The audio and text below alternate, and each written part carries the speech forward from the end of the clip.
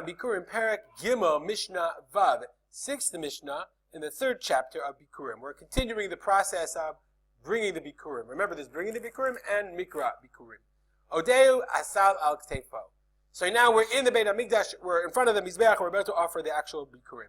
So the sal, the basket, is on his shoulders. Koreh, he reads, Higadati hayom l'Hashem Elokecha, ad shegomer kol parsha. From Higadati. Let's look back at the parsha that we've seen a million times. Okay? He takes the basket, blah, blah, blah.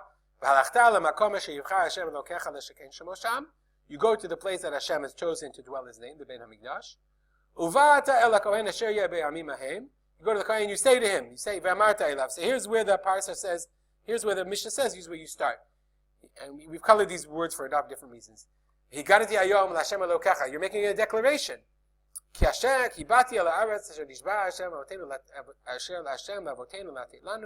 I have come to the place that Hashem has sworn to give to our fathers, to give to us. Then, you read this also.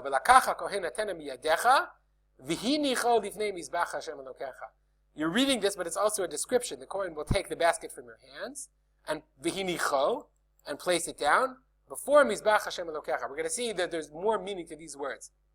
And then you say, Ve'anita, ve'amarta. Anita means you raise your voice. And you say, Lifnei Hashem Elokecha. Then this whole parsha of Arami Oved Avi Vayered Mitzrayima Vayagash. I'm not going to read the whole thing. If you want to, you can read it here. You can look it up in Devarim Perek Kavav. You say the Arami Oved Avi, okay? And then it says, you finish, V'inachto Lifnei Hashem Elokecha. You place it for Hashem. V'ishtachavita, and you bow down Lifnei Hashem Elokecha.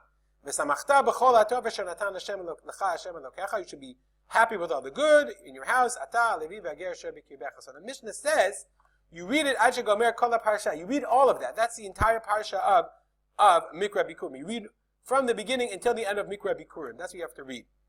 Rabbi Yehuda says, Ad Arami Oved Avi. You read until Arami Oved Avi. So meaning you read from the following. Okay? Higadati hayom Hashem Elokecha, blah, blah, blah. Ve'anita ve'amarta lifnei Hashem Elokecha. Then Rabbi Yehuda says, Higia Arami Oved Avi. Once you get to Arami Oved Avi, there's like a choreography. Morid hasal me'al ktefo. We have a basket of fruit. Okay? You take the basket, okay, from on your shoulders, ochsot b'sif totav, and you hold it on its edges, on its svatot, on its edges. The kohen meniach yachdo tachtav. I can't do both. And the kohen places his hand on the bottom, uminifo, and he waves it around. Okay, we're going to talk about this nufa is. The korei me'arami oved avi ad shu gomer kol parsha. Okay, and while you are reading, while you're saying the parsha, you're doing this tenufa.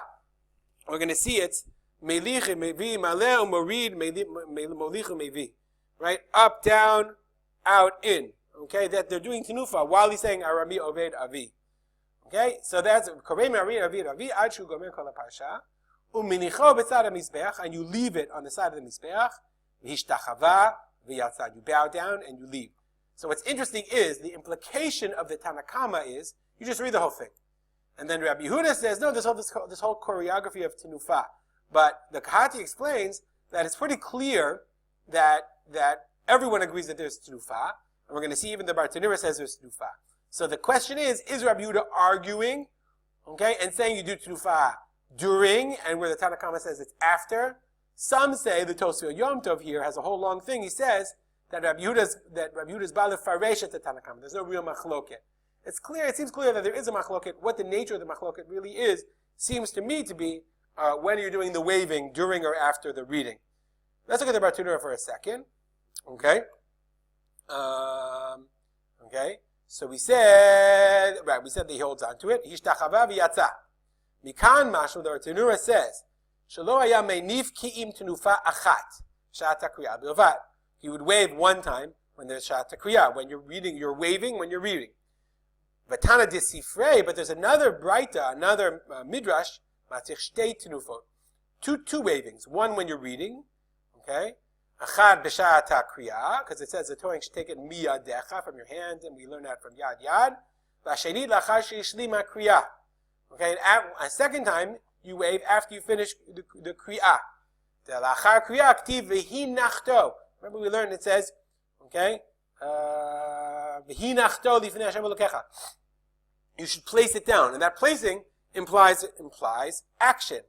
Lashon lech nechei ta'am, go calm down the people. Hainu tenufa shemolich umevi, out, in, maleh umarid, up and down. So it seems that according to the Bartanura, there were two wavings. And then finally, vishtachava v'yatza, why do you bow down?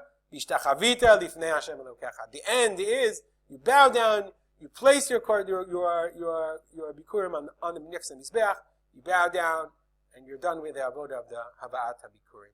Stop here. Comments or questions? You can email me at rspalter@gmail.com. We'll dedicate our learning to the memory of my father, Rav Simcha ben Yitzchak Kalman. Have a great day.